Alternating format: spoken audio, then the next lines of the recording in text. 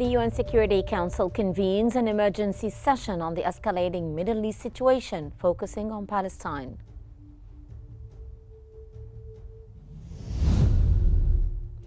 Yemen's Houthi group launches missile and drone attacks on the Israeli city of Tel Aviv.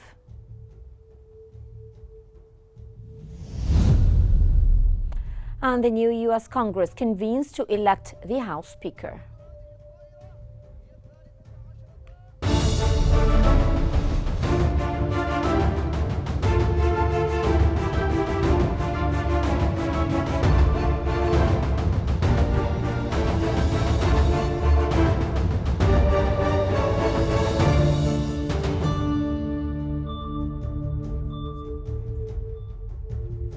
You're now watching Q News. I'm Hala Al-Hamalawi, and we begin tonight's bulletin with the latest developments in Gaza.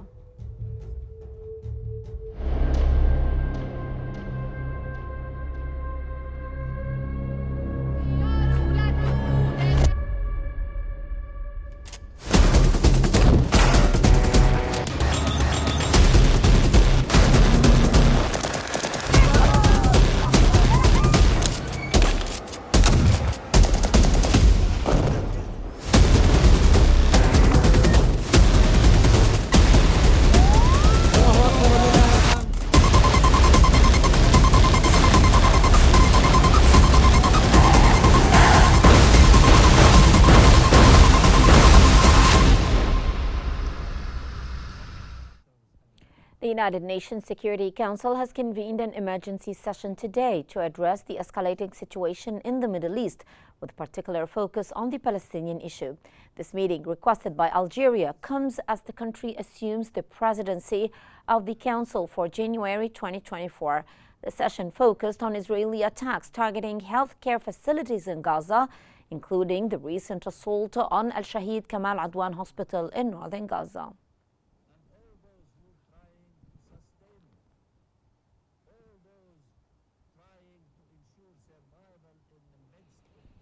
At least 50 people, including children, were killed in Gaza by Israeli strikes overnight and into Friday morning.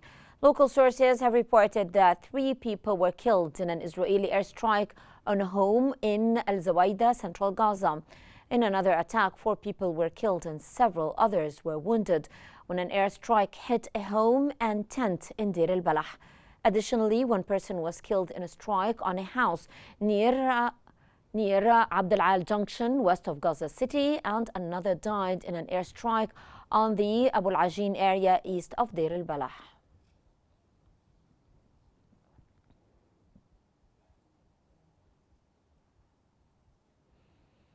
Days of heavy rains have worsened the misery of displaced Palestinians in Gaza, further flooding and damaging their makeshift tents amid the ongoing conflict. According to the Palestinian Civil Defense, floodwaters have risen by more than 30 centimeters inside tents in some of the most severely affected areas, leaving displaced people exposed to the cold and damaging their temporary shelters. Emergency services reported that several regions, including the southern, northern, and central Gaza Strip, have become uninhabitable due to the flooding. Winter continues to be the most challenging season for over 1.9 million displaced people, as their tents provide little protection from the harsh weather conditions.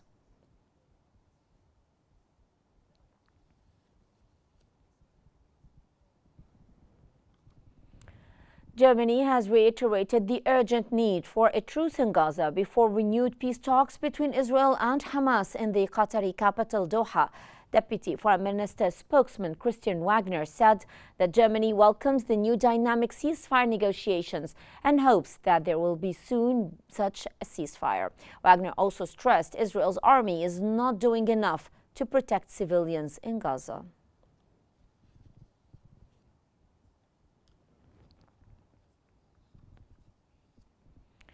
Palestinians have gathered at a soup kitchen in Gaza's Khan Yunis in an attempt to receive cooked meals. Children were seen among the crowd, many struggling to get their hands on the hot meals.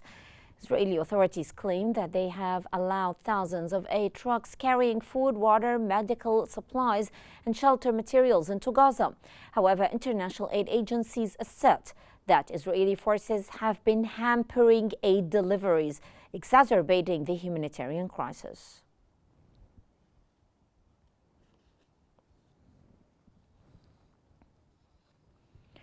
According to the Palestinian Central Bureau of Statistics, by the end of 2024, 3,500 children in Gaza were at risk of death due to malnutrition and food shortages.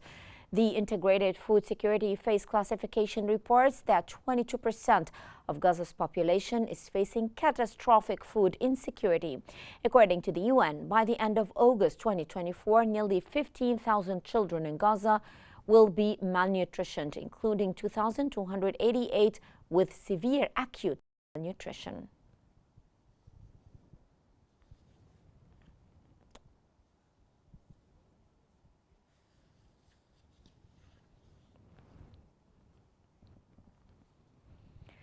Yemen's Houthi group has launched missile and drone attacks on the Israeli city of Tel Aviv. Houthi military spokesperson Yahya Saraya confirmed that the group launched a hypersonic ballistic missile at a power station in eastern Tel Aviv early this morning, claiming the missile hit its target accurately. Saraya also stated that the group launched a bomb-laden drone targeting a military target in Tel Aviv.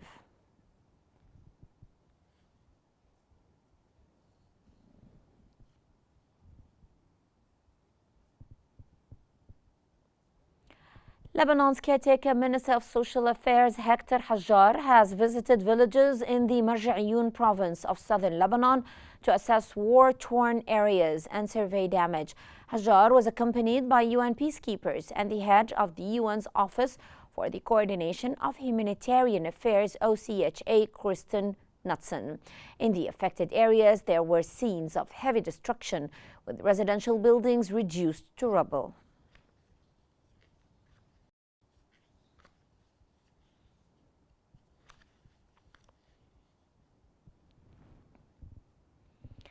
Lebanon's military has stated that Israel continues to violate the ceasefire agreement despite UN patrols. According to the national news agency, Israeli bulldozers demolished homes in several neighborhoods of Naqoura, delaying the army's entry. The Lebanese army stated that it continues patrolling the road connecting Bayada and Naqoura in the south alongside the UN interim force in Lebanon, UNIFIL. It has also placed barricades on a coastal road between Hamra and Naqoura to prevent unauthorized movement. UNIFIL's headquarters is located in Naqoura.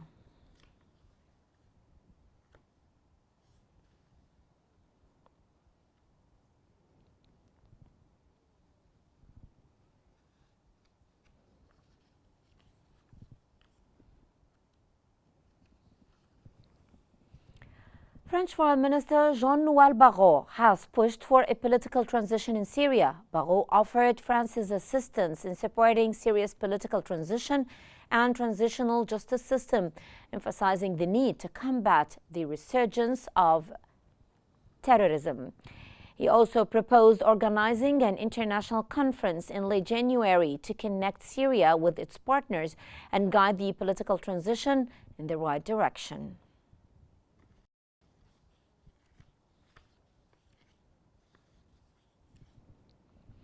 The United Nations has called for urgent multi-year funding to support recovery and stability in Syria. The UN added that Syrians are still struggling to access food, shelter, and health care, and their needs cannot be ignored.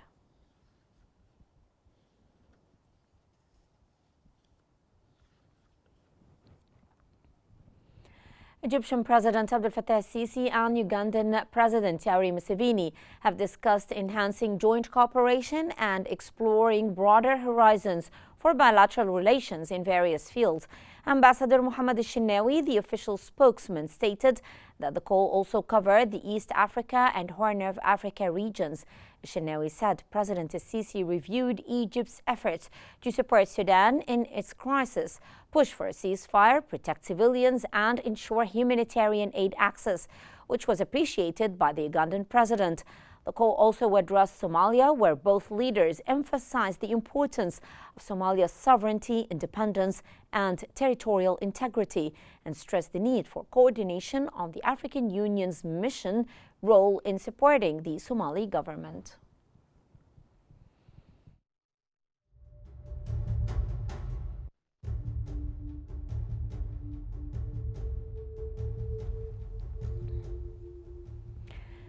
In the United States, the new Congress has convened with one major task at hand, the election of the House Speaker. Trump said that Johnson is the one that can win right now at a New Year's Eve party that drew other GOP leaders to his club in Florida. Trump endorsed Johnson, but also said that others are very good too. Not to make America great again lies in the president-elect's orbit. To make this institution work as effectively and efficiently. The date was given by the American people, by the electorate. President Trump got 77 million votes. The House Republicans got...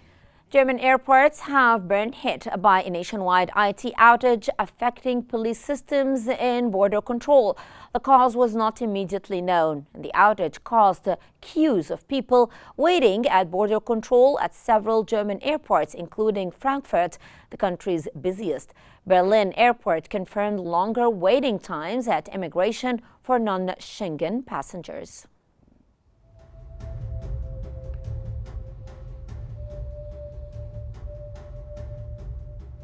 And that brings us to the end of our news bulletin. Here is what we have been covering.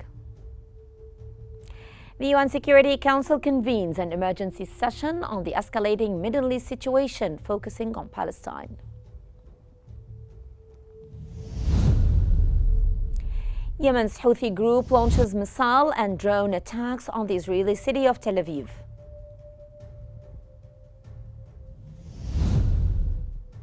And the new U.S. Congress convenes to elect the House Speaker.